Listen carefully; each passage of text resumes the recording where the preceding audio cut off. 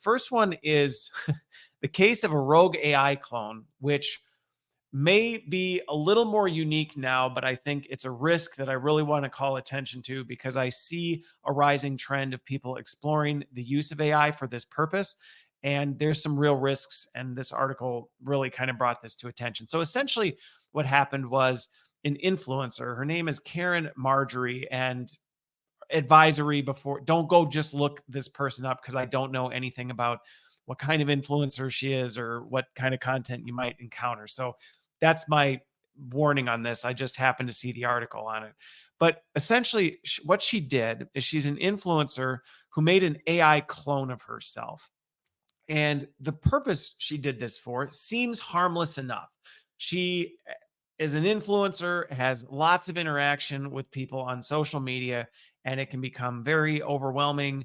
And you get lots of messages. And rather than you can start to build this pressure of you don't want to let people down, you want them to feel like they have a personal connection with you, yet you only have limited capacity. And so AI can seem like a really, really great alternative. You go, hey, I'll train an AI on the way I talk to people, the way I engage, my voice, my tone, some of my content, and then I'll let this AI kind of loose and it can engage with my fans and I don't have to anymore.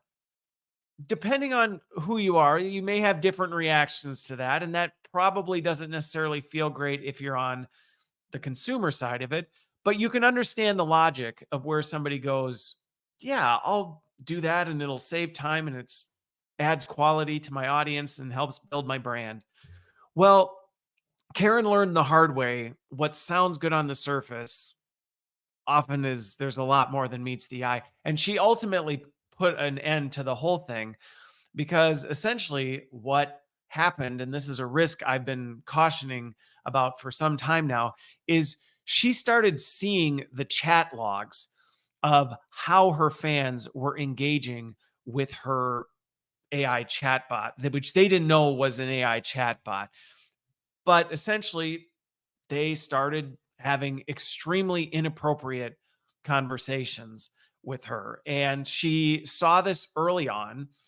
And what she did was she said, oh, I don't like where this is going. So I'm actually going to do a new generation of it to try and give it more guardrails to make sure it doesn't get quite so romantic. So you can start to see where this is going. So she releases a version of it, starts looking at the chat logs. It's getting pretty nasty. And she goes, I'm going to redo it and create another version of it. And let's just say it didn't help. And as you unpack the interview with her and some of her comments on it, it wasn't necessarily, she was disturbed by the way people were engaging with her chatbot, which again, they thought they were engaging with her. But what she was more disturbed by was how her chatbot was responding back and the kinds of things it was saying and the way it was fueling this and actually encouraging this. And I think this is one of the things that shouldn't come as a surprise to anybody that we have example after example after example of these chatbots give people what they want. And so if what they want is something you wouldn't feel comfortable with, as much as you try and train it out of the AI, you're not going to get it all. And people will find ways to exploit it. And while the article didn't go into great detail, I guarantee if she looks deeper into the chat logs, there may have been times the chatbot tried to push back, maybe especially in the second version where she tried to pull out some of the romanticism that she had, but you can't. And people will keep pushing and they'll try and exploit it. And we've seen this in the past. Now, what I don't know is whether her fans or audience knew they were actually interacting with a chatbot or if they actually believed it was her. So, one of the first things, though, that I think as we look at this, it's just worth noting.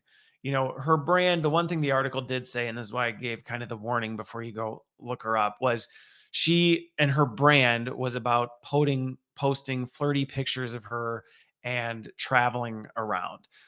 Which, if that's the brand you're creating, you have to recognize that you are attracting a kind of audience that is, at least a portion of that audience is going to engage with this kind of flirtatiousness in a way you may not necessarily welcome. And when you relegate that over to AI and you no longer have the authority over what it says, it's going to do that. Now, granted, I think that's a caution to anybody out there to just think twice about, hey, like, what kind of brand am I creating? And is it a brand I'm really comfortable with? Could it go in ways that I didn't really intend? So, not placing judgment on her brand by any means, so much as saying, you got to take that into consideration. And I don't want to put the blame on her so much as everybody, as you think about things, think about not just how you would represent or be perceive something, but how might others perceive it and what might that do? So that's just AI thing aside.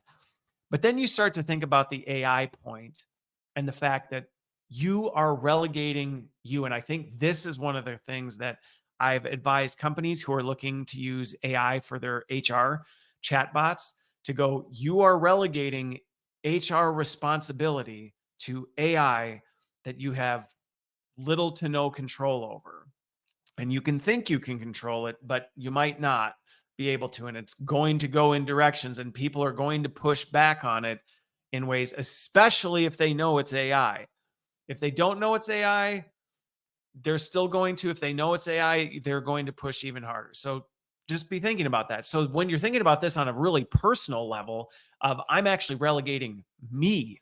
And just to give an example of this, I had somebody approach me 6, 8 months ago or something like that. And they said, you give a lot of advice on different topics related to tech and things like that. And you're a dad and all these other things. Would you be interested in having it? I was basically pitched exactly what Karen was pitched. And I went, not a chance. I do not want anything representing Christopher Lind that is a AI presence that's designed. It's just you were opening Pandora's box with this, and Karen learned the hard way what this is. So one, we need to think about this, yes, organizationally. Anytime we're relegating human responsibility over to AI, we need to remember we do not have as much control over it as we'd like to think. I think the second piece is, this is the kind of stuff that we are going to see more and more of. And while this clearly was a surprise to her, I think she was, again, the part I think that surprised her a lot was the fact that AI went that direction and it continued to basically pour fuel on that. And I think that's a watch out for some of the things where I've called attention to, hey, we need to pull back on some of this training AI for adult purposes because it's going to go way off the rails. Like we may go, no, we're going to draw the line here. And it's just going to push it, as demonstrated by this. She had 2 editions of this. One, she actually tried to strip out all the romanticism from the AI bot, and it still went completely off the rails. So I think that's a caution to how we think about relegating ourselves, especially on a personal level. I mean, it's one thing if I still think you need to be very cautious if you're a company going, yeah, let's do this with customer service, because that still is you. That's your brand that you're entrusting AI with.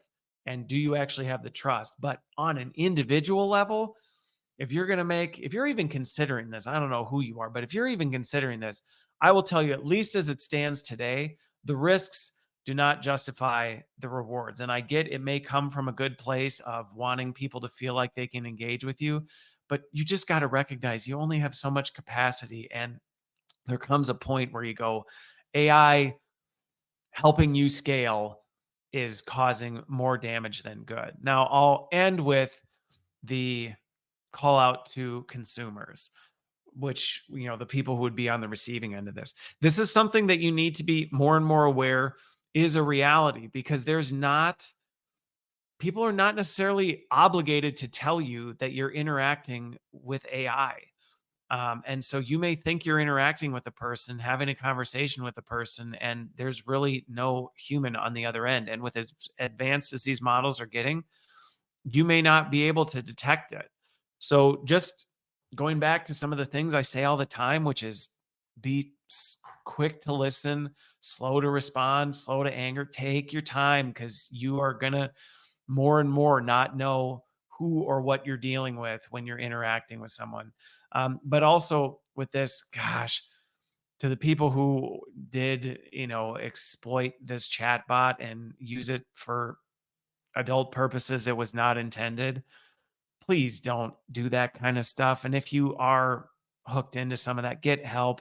It is not doing anything positive for you or the people around you. So, all that to say, it was really disappointing, not surprising, in my opinion, not surprising. And I hope that's a warning call to anybody who's considering using AI to replace people holistically. But yeah, just tragic all around.